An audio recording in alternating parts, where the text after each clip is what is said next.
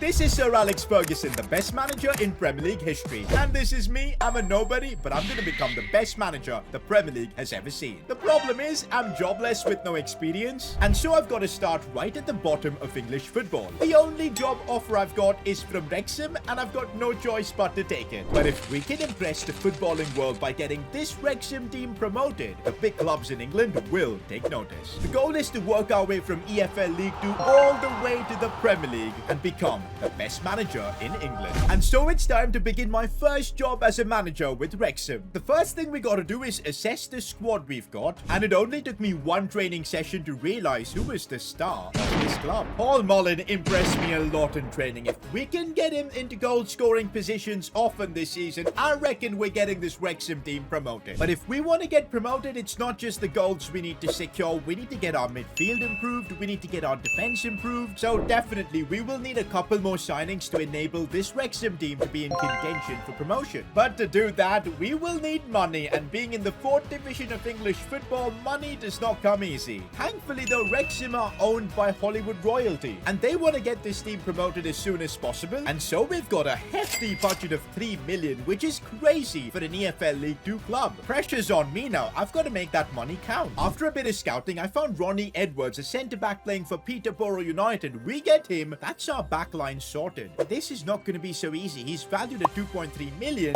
We've got 3 million. I'm going to have to use my negotiation skills to get this done. It's a big part of being a manager to be able to negotiate and convince players to get the best possible deals for the club. And here we are negotiating with the manager of Peterborough United. I'm going to start with 2.3 million as my first offer. And there you go. I've made it work. Honestly, I thought it'd be harder, but maybe I could have got this deal for a bit cheaper. But there you go. 2.3 million, and we're looking to get a new centre-back. But the real test for us is now, as we're trying to convince Ronnie Edwards to take a drop in division, move from Division 3 to Division 4. Can we convince him of our Wrexham project? We definitely have to lure Ronnie Edwards with signing bonuses, clean sheet bonuses, and a hefty wage, but we pulled it off. And so for 2.3 million, I make my first ever signing for Wrexham. Especially considering we're going to be running a 5-at-the-back system, having a good solid centre-back to hold the fort, I think is necessary. It's brilliant business from us. But I also feel I want to bring in a midfielder. Problem is, we've only got 500k left in our budget. To improve the team further, we need to sell a few players and free up some wages. And so we had to say goodbye to some Wrexham players. It was tough, but we did it. But even after that, we were only able to generate about 300,000. And so the only way we were improving this team is by signing a free agent. And after some tricky negotiations, we managed to convince Karim Budiev to join us. Karim Budiev is from Qatar. He's got World Cup experience. It seemed logical to bring in a player like that with experience, a veteran to help lead the squad. With that, it was now time for our very first game as the Wrexham boss. All the new signings are starting, and it's time to begin our journey towards promotion. But in my debut as a manager, I quickly got a reality check. Oh no, they've got a chance to score. We've been opened up. Oh no. Oh no, they've just opened us up so easily. I guess getting Wrexham promoted is not going to be an easy job. Can't believe we lost our first ever game as a manager. We've got Paul Mullen up top, but we couldn't get the ball to him even once. We need a bit of pace up top, a bit of a creative player who can help out Mullen get those goals. If we can't do that, this team's getting nowhere. Problem is, we've got no money as well to improve the team. And so I had a chat with Ryan Reynolds, the owner of Wrexham. Hey Ryan, by the way, I love Deadpool, but talking about the club, I need some more money. We need to bring in a striker or a winger who can play alongside Paul Mullen and get him goals. Otherwise, getting promotion is tough. What are you, crazy? We've just spent 3 million being in EFL League 2. Nah, man, I can't be giving you more money. But you know what? I'll give you a tip. In the youth academy, there's a certain Brazilian who's very good. I bet you haven't checked out the academy yet. And so we take the owner Ryan Reynolds' advice, and look who we found. Diogo Gomez, a super talent from Brazil. Where did Wrexham find this kid? At this young age, I think he's already good enough to be a part of the team, so we're directly promoting him to the senior team. Although this kid is a winger, I want to mold him into becoming one of the best strikers, and can I do that? Well, it depends on him if he can survive at this level. And it was now time to see if Diogo Gomez could survive in this division. Oh, Gomez, that's wonderfully worked. Chance for him. Oh, lovely finish. This kid's got the talent. Oh, his movement is on point as well. A really good run and a lovely finish. Go on, Diogo. Go on, Diogo. It's a hat-trick on his debut. This kid is special. Remember the name, Diogo Gomez. And so with the emergence of Diogo Gomez, the Brazilian sensation, Wrexham are 5th in the league. But to get promoted, we cannot rely on just one player. It was time for Paul Mullen to prove his worth. Now he even had a teammate in Diogo Gomez to set him up. Gomez, looking for Paul Mullen. Oh, there's the goal from Mullen. Come on. Mullen's making the run. Can he complete the goal? Of course he can. Solid finish. And just like that, we had the momentum. We were winning game after game. And so halfway through the season, we're 2nd in League 2 in an automatic promotion spot. And that's what we need to prove the world that I've arrived. But if we want to make a statement to all the other Premier League clubs, to the Championship clubs, we need to get Wrexham to finish number 1. If we can beat the number 1 team in EFL League 2, Newport County, we will end up winning the league, getting Wrexham promoted as the top dog. This is the game that we need all our players to perform. Diogo Gomez, Mullen, Budiaf, a new signing, Edwards as well. If we win this, the world is going to know that a new manager has arrived. And the new signings I made, Budiaf and Edwards, did exactly that. Budiaf put on an absolute masterclass in midfield, controlling the game, and Edwards was brilliant at the back. And all that was left was getting the winning goal.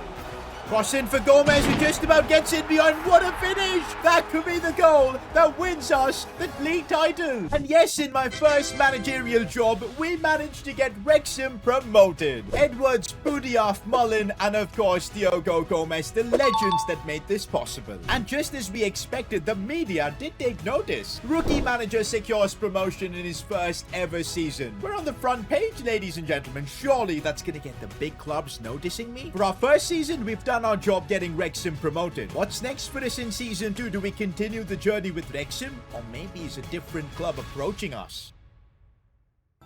Before we continue our quest towards becoming the world's best manager, a quick word from our sponsor. And yep, the sponsor is me? Well, my own created club, S2G FC. We've just launched our brand new limited edition kits, black and gold edition, and they're available now for you guys to represent. Honestly, guys, these new kits are amazing, and if you guys want to get your hands on them, links in the description, s2gfc.com. Represent the world's best club. We're now in the 2nd season of my career as a manager, still at Wrexham, but that could change. As you know, the English media have been talking about me, a rookie manager that has managed to get this Wrexham team promoted. And obviously what that means, job offers are going to be coming in. And we get the first one with Burnley. Burnley are in the Championship this season and they're aspiring to get themselves promoted to the Premier League. The goal as a manager was to get myself to the Premier League, and this might just be the step we need. I was this close to signing with Burnley. We had all the contracts and paperwork ready. All I had to do was sign on the dotted line. But at the very last moment, I decided to reject Burnley, causing humiliation for them. You might be thinking, why did I do that? Do I want to stay at Wrexham for another season? Absolutely not. It was basically that we got a last minute deal from Everton. They're offering us the job to become Everton's manager and have the chance to get them back to the Premier League. Yes, guys, Everton had gotten themselves relegated and they were looking for a new manager to get them back to the top where they belong. The decision was kind of simple for me. Everton are a club that have the money, have the potential to be one of the best teams in England, whereas Burnley, probably not. And so I make a tough decision, but in the end, I end up signing on the dotted lines to become Everton's new manager. It's now time for a new journey at Everton. For the first time, we're going to be managing a lot of talent. Like, look at this. Dominic Calvert-Lewin up top. Players like James Ward-Prowse, Tarkowski, and England international Jordan Pickford. Quality we've got here is absolutely crazy. It's not just that. These are owners that want to see Everton back in the Premier League, so they're giving us 52 million to spend. The problem is, though, convincing players to join us is not going to be easy because we're in the Championship. And it's not easy pulling players away from the Premier League or any of the big leagues. One player I definitely want to sign in my Everton project is Diogo Gomez. You guys know what the Brazilian did for us last season. Helped me promote Wrexham. Wrexham have even transfer listed him because I think I've left and the new manager does not believe in him. I guess it's the perfect time to strike as we're offering 3 million to get Diogo Gomez. Ultimately, we had to settle for 3.5 million, but that absolutely works for me. The negotiations were going absolutely smoothly, but at the end, for some reason, Diogo Gomez gets a sneaky phone call and immediately he ends up leaving the room. I was really surprised. Why would my boy Diogo Gomez, I gave him his debut, I built him up. Why would he reject the club I was managing? It was a good offer. But then I found out through the news that Burnley, the team we rejected, have gotten revenge on us by signing Diogo Gomez for 5 million. We didn't match that. They were willing to pay more in terms of wages as well. Yup, Diogo Gomez has decided to join one of our rivals. This honestly feels like my son has betrayed me. Not that I have a son, but just saying. It's not even been one day as Everton boss and we're already taking L's. The good thing is we still have 52 million. Let's just focus on ourselves. Diogo Gomez will prove him that he's made a bad decision. And so my first signing with Everton is going to be the most expensive signing I've made yet. Yup, we're now playing in big money. 29 million spent to sign Jeremy Doku from Stade Rennais. The initial plan was to build up Diogo Gomez in this position, but since Burnley stole him, I thought Jeremy Doku was the next big option. We had about 19 million left, but before I make any more signings, I wanted to get a feel of the team. This first championship game against Birmingham City will give us a good idea. The first thing I noticed was that Dele Alli was one lazy footballer. He was not pressing, not tracking back. My guy was just walking around. The next thing I noticed was that Yerry Mina just lacks a lot of pace. And yup, he puts in some silly challenges. But even though we had a few problems, this team was still pretty good and we ended up scoring a couple of goals. First game winning 2-0 was awesome, but I kind of found out a few flaws of this team. Number one, the pace in our backline is pretty tragic. Yerry Mina cannot run. And as I said, Dele Alli is just so freaking lazy. But the rest of it, I think, is more than enough to get us promoted. So now my job with the remaining 20 million is to sort out the centre-back problem. And I had just the player in mind. That's right, Ronnie Edwards, who had developed so well under us, I want to bring him with me to Everton. And unlike the Diogo Gomez deal, I this time managed to convince my former player, Ronnie Edwards, to join me on this journey with Everton. With these signings, we were now done with the transfer window, and it was time to focus on our quest to become a Premier League manager, and we can do that by getting Everton promoted. With Edwards covering our backline, we now needed goals. Calvert-Lewin, oh, that's a good goal. Let's go. Doku with the assist. Go on, Calvert. Should be a simple finish. And of course it is. We had built a really strong team and we were winning championship games for fun. Everything was going smoothly in the championship. We were top of the league, in a great position to get automatic promotion to the Premier League. But you won't believe what happened next. Our goalkeeper and one of the leaders of the dressing room decided enough is enough and he does not want to be a part of the championship anymore. Absolutely brutal. We've just lost our keeper halfway through the season. And it's Jordan Pickford. No! Jordan Pickford decided to join Manchester United in a shock transfer midway through the season. We did get about 25 million for this, but that's it. The reason the value was so low is because, well, his contract was expiring and he was unwilling to renew it. We've now got Asmir Begovic in our goalkeeper position. If we don't sign a goalkeeper soon, we're gonna be in trouble. And straight away, we're in the offices making phone calls, trying to find a goalkeeper for the team. And finally, I think we found one. Yassine Bonu, but to convince him to go from Sevilla to Everton, it's not going to be easy. We're literally doubling his salary. Desperate times call for desperate measures. But he is happy with that and he ends up signing with us. Sometimes as manager, I gotta make foolish financial decisions to get sporting decisions right. And so we welcome the signing of Bono to Everton. Can he replace Pickford? Not the personality, but he's definitely got the quality. The good thing was Bono was having an instant impact. We weren't conceding as many goals and still getting wins.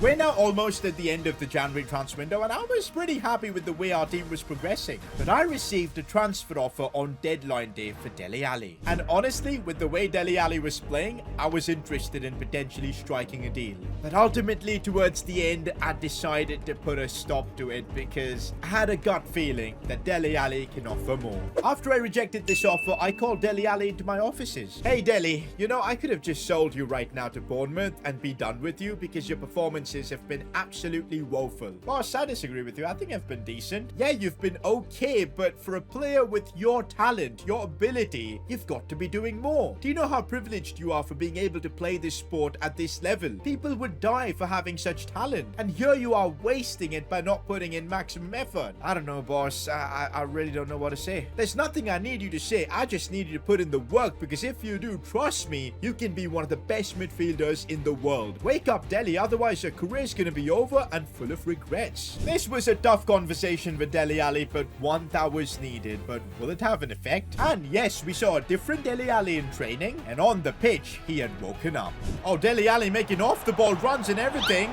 Fake shot inside, looking for that pass. Oh, lovely stuff from Dele Alli. Dele Alli, oh, he's opened up space. Nobody expected him to do that, and the quality of that finish. Dele Alli, when he's on fire, unstoppable. And so now we're in a position where if we beat Burnley in the Championship, one of our rivals, we will end up winning the league. This was also the first time I was up against my former player, Diogo Gomez. It's going to be interesting to see what he's all about these days. But in this game, we made Diogo Gomez realize he made the wrong choice. Doku chipping this one for Dele Alli, controls it so well. Oh my goodness, Dele Alli scoring a goal that can help us win the league. Jeremy Doku finding space and bang. That's it. I think Diogo Gomez already has regrets. And yes, Diogo Gomez's Burnley stood absolutely no chance against us, and it was evident he had regrets. And yes, guys, we managed to get Everton promoted straight to the Premier League. That was our objective. That's exactly what we've done. I've now secured back-to-back promotions with 2 different clubs, and the media definitely are talking about it. They're calling me the promotion king. But what does that mean for next season? Are we going to stay and build this Everton team? Or is a big offer coming from a big Premier League club?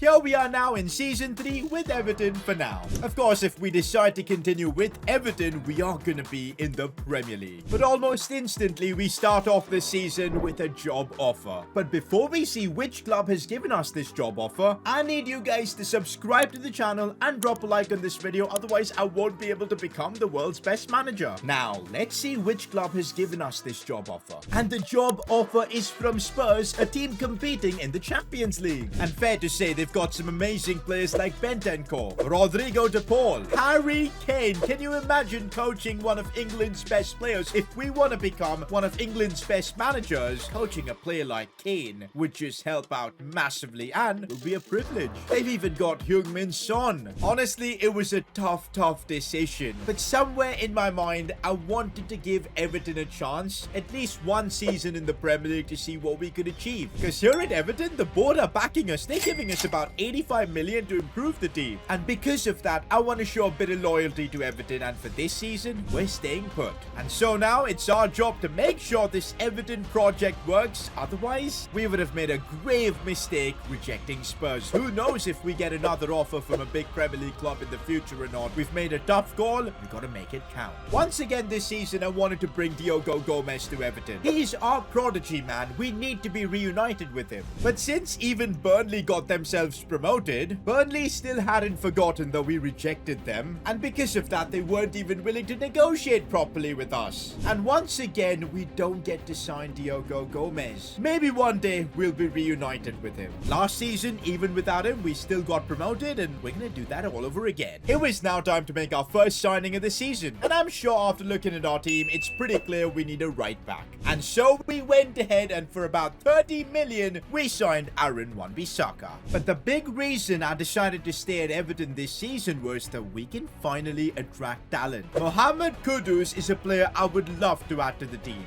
And so for 36.5 million, we pull off an incredible transfer. Mohamed Kudus, welcome to Everton. Over these last couple of seasons, the board has given us the freedom to build the team we want. And look at this, man. It's such an amazing team. Yes, we lost Pickford, but we replaced him with Bono. Look at how good Edwards is now. Kudus coming in as well. We've built a phenomenal side. But the question is, as a manager, am I ready for the Premier League? And I guess we're gonna find out whether I made the right decision to stick with Everton or not, as we take on Spurs in our first Premier League game of the season. All our new signings are starting this game as well. It's time to see as a manager if I've actually built a team that's competitive in the Premier League. This was Kudus' first game in an Everton shirt, and he delivered with a goal.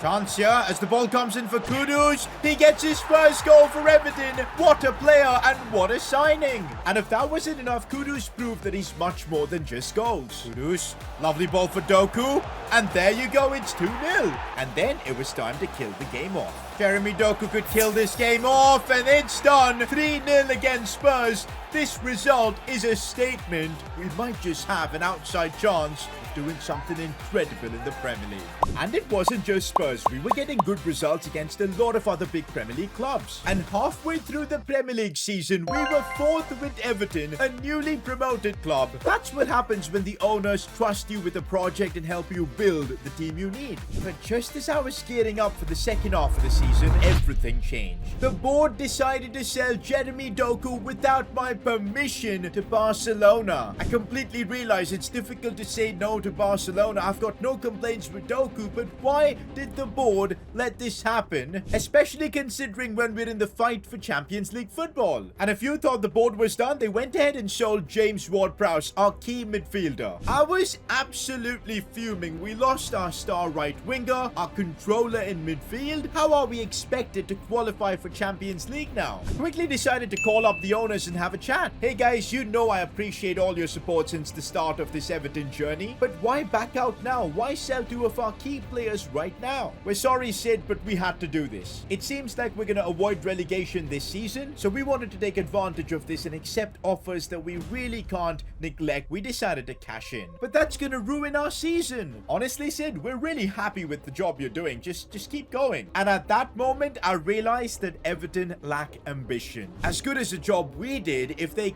end up selling their key players to bigger clubs, we're never going to become the Premier League's greatest manager. To do that, we need to win the Premier League and then take an English club to a Champions League final and win that. All of that with Everton won't be possible. Regardless, there's nothing we can do about it right now. Our job right now is to just get through the season and end on a high. And one way we can still create history at Everton is by beating Liverpool in this Carabao Cup final. Merseyside derby final. Getting a result with Everton will be something that their fans will never forget. Winning the Carabao Cup with Everton would certainly bring eyeballs from all the big clubs. We need to create history in this game, but the problem is we're lacking key players. No Ward-Prowse, so Dele Alli's gonna have to play that role, and I think I'm gonna use the Myra Gray to play in that role of course, Jeremy Doku. Let's hope we've got what it takes to get the job done at Wembley. Our entire season's hopes rest on this game, but we start off in the worst possible way. But the team knew this was our only chance of a trophy, so nobody gave up. Kudus? Oh my goodness, Kudus, that is world class. Good thing is the board decided not to sell him, because a player like him could win us a trophy. It was through sheer desire we were still in this game, and finally Myra Gray broke through and earned us a penalty. This was our chance, a penalty with the utmost of importance at Wembley. Calvert-Lewin, with the chance of eternal glory at Everton, ends up scoring to put us into the lead. Could this be the goal to win Everton a trophy in a season where the owners decided to make a complete U-turn, knock back the manager, that is me of course, but we could still end up winning a trophy. And yes guys, we managed to win the Carabao Cup with Everton, a trophy for Everton. We've taken them from being in the Championship to the Premier League and now a trophy. But although we won the cup, we couldn't save our Premier League season and we end up finishing 10th, which if you look at it from this way, newly promoted club, not bad at all. But it really feels like at Everton, the board now aren't matching my expectations and ambitions. They're really happy with just existing in the Premier League and competing with the big boys, taking home that TV money. But I want more. I want to become the best manager the Premier League has ever seen. We took big steps by winning a Carabao Cup with Everton, but I need to win the big trophies if I'm about to make a statement. We're now in our 4th season as a manager, and it might be time to say goodbye to Everton. We had a great couple of years developing and making a name for ourselves, winning the Carabao Cup, getting them promoted. But clearly the owners and my ambitions do not match, and if I want to become the Premier League's best manager, I need to look elsewhere. And this might be the perfect opportunity because there's a vacancy at Manchester United. They finished 5th in the Premier League last season, not qualifying for Champions League, and that's why Erik ten Hag got the sack, and this might be an opportunity for me. I check my mailbox and boom, guess what I see? An offer from Manchester United, the most prestigious club in England, wants me to lead them to glory. And I'm not surprised. We promoted a really terrible Wrexham team. We managed to win a big trophy with Everton, but this is a different ball football game. But the experience we got from the lower divisions of English football has made me completely ready for this. You don't get too many chances to coach a big club like this, so I decided to sign on the dotted lines. And there you go. I am now the new manager of Manchester United. And so my journey in England's most prestigious club begins now. The first thing I notice at Manchester United is the quality I'm dealing with. Casemiro, a multiple-time Champions League winner. Marcus Rashford, who is a world-class talent. Then you've got players like Jadon Sancho, World Cup winner Lisandro Martinez, same with Theo Hernandez. It's a team full of super talents. But remember, even with all that, they couldn't qualify for Champions League, so there is clearly an issue with this team, and I'm here to fix that and make Manchester United the world's best team. Remember, it's been over 10 years since Manchester United last won the Premier League. If we can get them back to their glory days, surely that makes me the best manager in England. It was now time to assess the squad and see what we can change. But to change, we need money, and at Manchester United, we've got a budget of 120 million, which is very decent. Took me a few days to assess the squad, but I kind of realized what this team needs. First, I'm not convinced with Gerard Moreno. We need to bring in another striker. Second, we don't really have a good playmaker in the middle. That's something to look at. Plus, this club literally does not have a right back, so if we can fill those three areas and improve the team, I reckon we've got a Manchester United team that can challenge for a lot. And so we begin our transfer plan by signing Benjamin White from Sevilla. Former Arsenal player, we know how good he can be at right back. I think this is signing that's going to give us a lot. And I think I got him for a good price, about 44 million. The next player we're trying to sign is Alexis McAllister, but I don't want to be spending too much money, so we're trying a very shrewd swap deal by putting Donny van de Beek in this deal.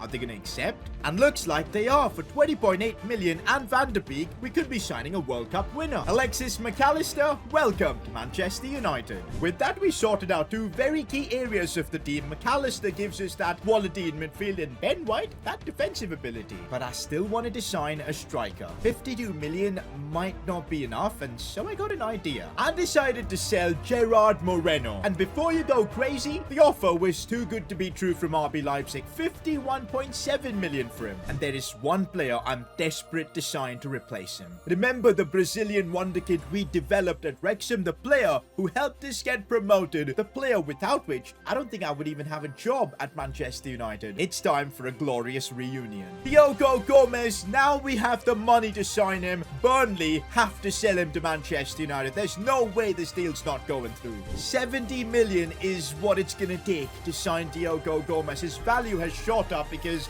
he's been playing incredible football at Burnley. I absolutely believed in this transfer. It's a player I know, it's a player I developed, and I think signing him is going to be the best thing this club has done. And so there you go. Reunion with Diogo Gomez. Finally we meet again, and it's a chance for both of us to achieve success together. But signing Diogo Gomez for that fee didn't really go down well with the media. S2G spends 70 million on a nobody. Those are the kind of headlines we're dealing with. But as a manager, I've got to back my signings, and I know Diogo Gomez is the player that's going to unlock this team. He is just that good. And in our first Premier League game itself, Diogo Gomez proved why we signed him. Oh, Gomez, no way! No way! That is outrageous! That is just proper Brazilian flair. First ever goal for Manchester United, and he's done a madness like that. All the haters can shush. With Diogo Gomez delivering, we were now top in the league, but it was only early days. To be in this position and potentially win the Premier League, we need much more than just Diogo Gomez performing. And this is where our new signings McAllister and Ben White come in. These two were absolutely rock solid, helping us get crucial results. And we're now halfway through the season, second in the Premier League, definitely in the mix for the title. Even in the Europa League, we managed to get out of our group, but it was a bit tricky. While everything was going well on the pitch, off the pitch, there were a few players unhappy, particularly one person in Marcus Rashford. Gaffer, I'm gonna be honest. I know Diogo Gomez is your guy, but I don't like how he's just walked into the dressing room and become a starter and is the main man up top. I feel like I deserve to be the number 9 of this team, and I demand to play in a central position. Whoa, Marcus, where's this coming from? The team's balance is great with you on the left wing. Why don't we just keep it that way? The truth is, boss, if I want to be the best player in the world, I want to be playing down the middle and scoring all the goals. Right now, it feels like Gomez is taking all my limelight. And at that moment, I realized managing big clubs is much more than just getting them to play well on on the pitch. We got to manage the egos. Basically, now we're in a problem where I don't know what to do. Who do I play at striker? Who do I play in the left wing? Will Gomez be okay to be put on the right side? Do I even make the changes or just keep playing Rashford down the left side? I think, you know what, with the way things are going, I want to keep things as is. That might piss off Marcus Rashford, but if it means we're winning the league and the Europa League, I'm fine with it. But sadly, I think our decision to not listen to Rashford has not paid off. Marcus Rashford just seemingly does not want to pass and just go all the way on his own. Still Rashford here. What can he do from here? Still Rashford. What was that? Why not just pass the ball before? And with a dressing room that's not united, we end up getting knocked out from the Europa League. After having such an incredible start to the season, everything was crumbling. We were dropping points left, right, and center. We were now second, 9 points behind City. If we want to win the Premier League and salvage something, and if I want to keep my job, I'm going to have to figure out keeping everyone happy. And I think to do that, I might just have to listen to Marcus Rashford. He's quality. I know he can play at striker position, and we're going to play him exactly there. Gomez can play on the left, but I think he can play much better on the right. So Sancho on the left, Rashford up top, Gomez on the right. That's how I think we're going to run our attack. You might be thinking, as a manager, I should be sticking to my opinions, but when you're managing players of the caliber like Marcus Rashford, you have to let them cook, and, well, that's exactly what we're doing. The good thing is, Diogo Gomez has a lot of respect for me. If I tell him to play right wing, he'll do exactly that. With the changes now made, it was time for redemption. We need to win every game from now until the end of the season, starting with this one against Liverpool. If we do that, and Man City drop enough points, we might just have half a chance of winning the Premier League. Gomez, lovely stuff. Oh, looking for Julian Brandt. Come on, let's go. We take the lead. Gomez, Rashford, back for Gomez. The duo linking up well. Let's go. That is iconic. Finally, these two have settled their beef. Rashford wants to be the main man. It's fine. Diogo Gomez will play the supporting cast. And we managed to secure a famous win versus Liverpool, and that was the catalyst of bigger things to come. We did not lose a single game after that. And with one game to go in the Premier League, we managed to close the gap down to 1 point. And so this final Premier League game against my former club, Everton, is going to decide who wins the Premier League. The truth is, even if we beat Everton here, City could end up winning the league. We just need to do the best we can do and hope for a miracle. Rashford. Oh, lovely stuff. That is absolutely brilliant from Marcus Rashford. He would never be doing that because he was having a bit of beef with Diogo Gomez, but everything is sorted out. The dressing room is united, and a ridiculous team goal to potentially win us the Premier League. Marcus Rashford at the far post. Oh, completely open. It could be all over. With that, we've done our job in the Premier League, but was that enough to win the title? This is the moment of truth. Have we replicated what Sir Alex Ferguson used to do?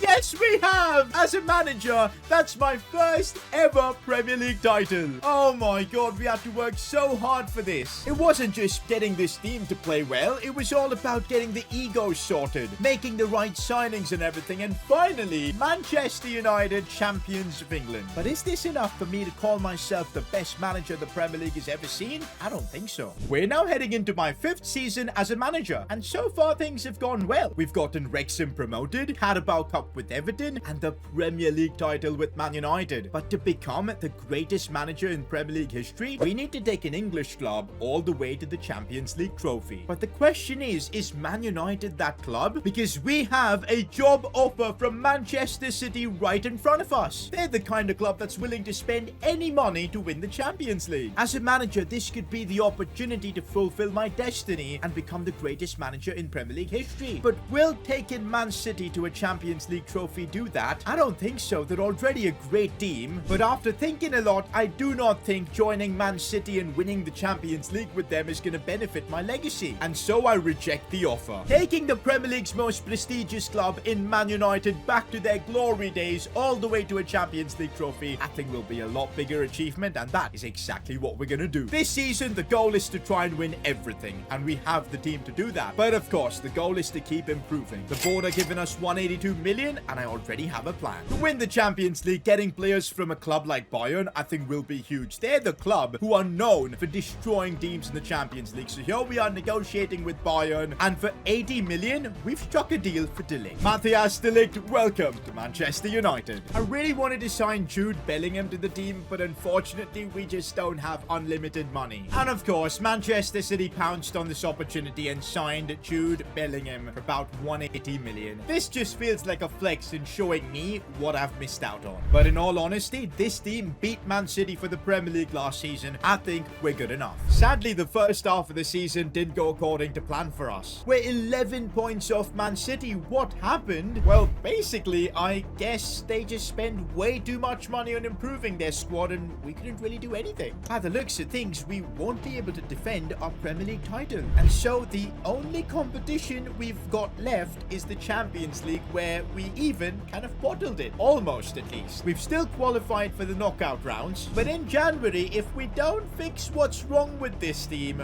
we could be in trouble. Premier League's gone now, guys. We need to build a team for the knockout rounds of the Champions League, and that's the kind of signings we need to make. I like Pickford, man. He was my guy at Everton for the first season. I'm gonna keep him, but what we need to change is Casemiro. This team needs a better CDM. Not because Casemiro's bad, but because he's 34. And so I'm signing Declan Rice to make this Manchester United team a Champions League winning club. With the signing of Declan Rice, this team was now ready to take on the Champions League. This Champions League, there was one player who wanted to win this trophy more than anyone else. Well, here goes Gomez, getting past everyone, and oh, slides it home. What a finish!